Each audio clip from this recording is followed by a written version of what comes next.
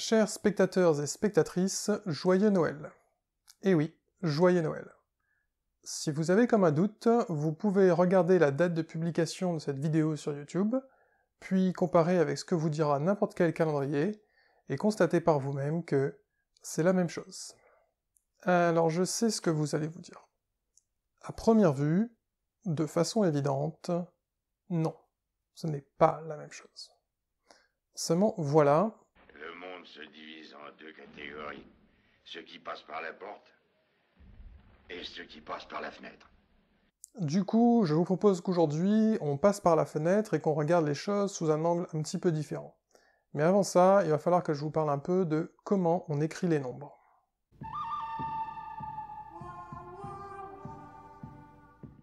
Vous savez certainement écrire le nombre 18, c'est un 1 suivi d'un 8.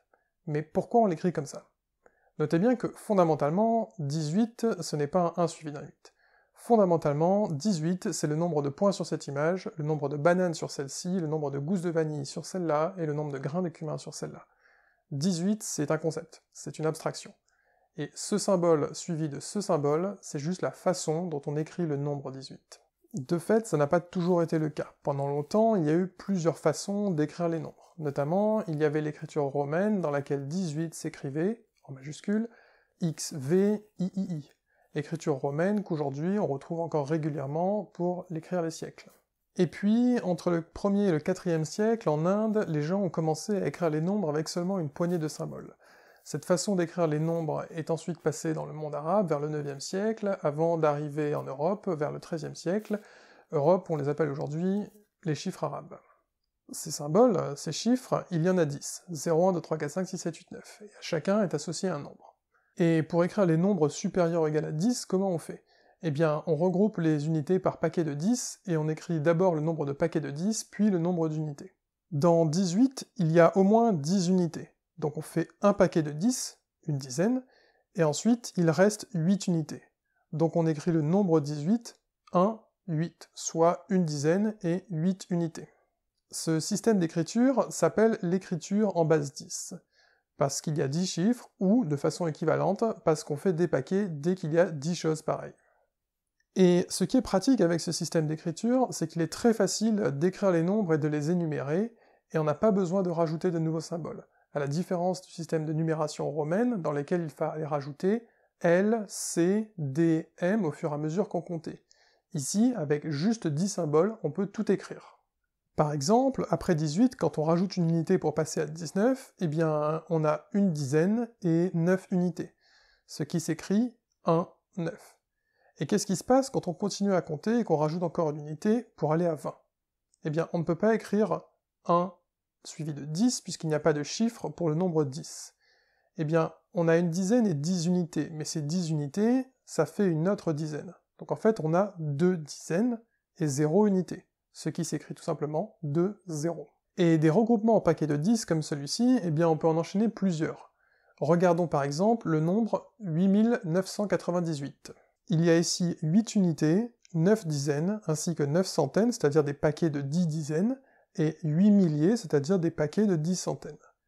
Si je rajoute une unité pour passer au nombre suivant, j'ai maintenant 9 unités, j'augmente juste le chiffre des unités, et le nombre s'écrit 8, 9, 9, 9. Si je rajoute encore 1, j'obtiens alors 10 unités, soit une dizaine. Donc, dans les dizaines, il y en a une de plus, et il reste 0 unité. Sauf que maintenant, ça fait 10 dizaines. Mais ça, c'est justement une centaine. Donc, dans les centaines, il y en a une de plus, et il reste 0 dizaine. Mais maintenant, ça me donne 10 centaines. Eh bien ça, c'est justement un millier, donc dans les milliers, il y en a un de plus, et il reste 0 centaines. Donc au final, 9000 s'écrit 9000. Et on peut continuer sans problème, bien au-delà de 9000.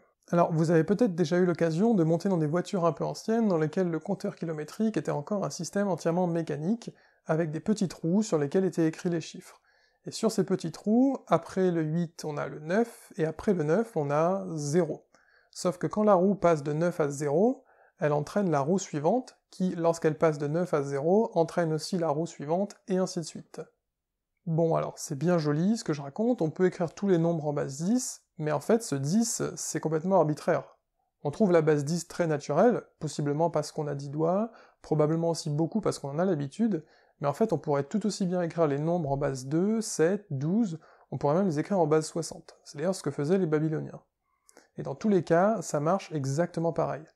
Pour s'en convaincre, je propose qu'on commence à compter un tout petit peu en base 2. On a d'abord 0, 0 unité, qui s'écrit 0. Puis quand je rajoute 1 pour aller à 1, j'ai une unité, ce qui s'écrit 1. Puis quand je rajoute encore 1 pour aller à 2, eh bien j'obtiens maintenant 2 unités que je regroupe en un paquet de 2, une douzaine, et 2 s'écrit donc 1, 0 en base 2. Après, quand on rajoute une unité pour aller à 3, eh bien on a une douzaine et une unité, ce qui s'écrit 1. En rajoutant une unité pour aller à 4, on crée de nouveau une douzaine, donc on a 0 unité et une douzaine de plus. Sauf qu'on a 2 douzaines, soit une quatraine, et ça s'écrit donc 1, 0, 0. Puis on aura 1, 0, 1, 1, 1, 0, 1, 1, 1, 1, 0, 0, 0, et ainsi de suite. Alors, savoir énumérer et écrire les nombres, bon, c'est déjà bien, mais très vite on peut faire des additions. Si je veux rajouter 18 à 24, je vais pas partir de 24 et faire plus 1, plus 1, plus 1, 18 fois. Non, ce serait beaucoup trop fastidieux. Eh bien, c'est précisément là qu'un système comme le système de numération romaine est battu à plat de couture, puisque les additions sont beaucoup plus faciles avec un système de numération de position comme la base 10. Plaçons les nombres l'un au-dessus de l'autre, donc avec les unités en colonne, idem pour les dizaines. Première étape, on additionne les unités. On en trouve 12. Mais ça c'est supérieur ou égal à 10. Pas de souci, on a une dizaine et il reste 2 unités. On garde la dizaine de côté, on la retient. Deuxième étape, on additionne les dizaines. Il y en a 3. Est-ce qu'il y a une dizaine de retenues? Oui, donc en tout ça fait 4 dizaines. Est-ce que ça, c'est moins que 10? Oui, donc c'est bon, on a en fin de compte 4 dizaines. Et donc voilà, on a la réponse. Et ceci sans utiliser de superordinateur et sans que le calcul nous prenne 7,5 millions d'années. Là encore, pour les additions, exactement de la même façon que pour l'écriture des nombres, on peut faire ça avec n'importe quelle base et ça marche de la même façon. Du coup, si vous voulez voir cette addition effectuée en base 2, je vous l'ai mis dans le complément qui sera dans la description de la vidéo. Une petite remarque au passage, vous avez certainement reconnu la méthode qu'on vous a appris à l'école pour faire des additions. Alors, je ne sais pas, quand on vous l'a appris à l'école, si on vous a expliqué pourquoi et comment ça marche. Par contre, il est fort probable qu'on ne vous ait pas expliqué que c'est un algorithme. Et pourtant, c'est ça, une méthode, un algorithme. Dans la vidéo précédente, je disais que les algorithmes sont partout, mais qu'on n'en parle pas toujours comme étant des algorithmes. Et bien ici, cette méthode pour faire les additions à la main, c'est un parfait exemple. Alors, j'ai expliqué qu'on pouvait écrire les nombres dans n'importe quelle base, et ensuite, dans cette base, faire des additions, et de fait, on peut faire tous les calculs. Maintenant, comment on fait pour passer d'une base à une autre? Prenons par exemple la base 2 et le nombre dont l'écriture s'affiche. Combien vaut ce nombre et comment on fait pour l'écrire en base 10?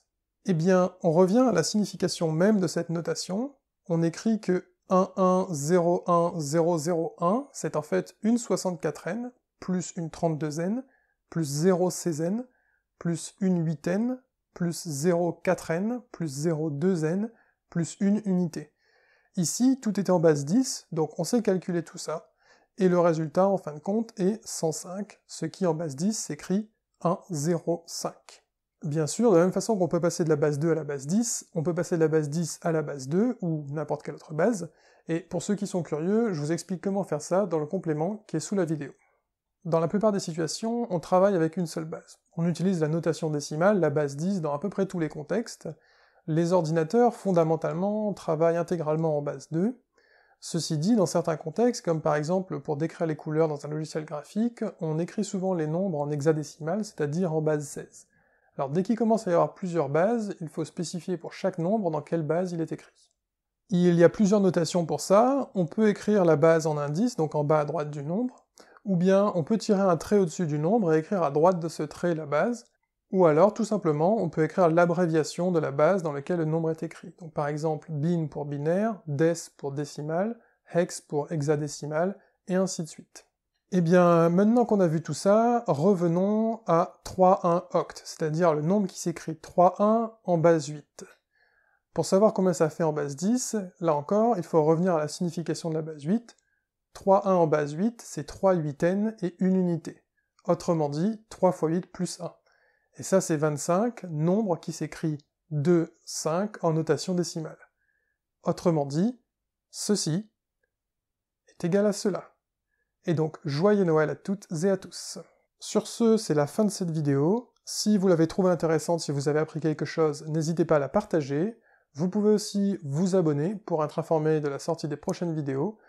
En attendant, moi je vous dis bon déguisement, bonne fête, joyeux Noël, et à la fois prochaine.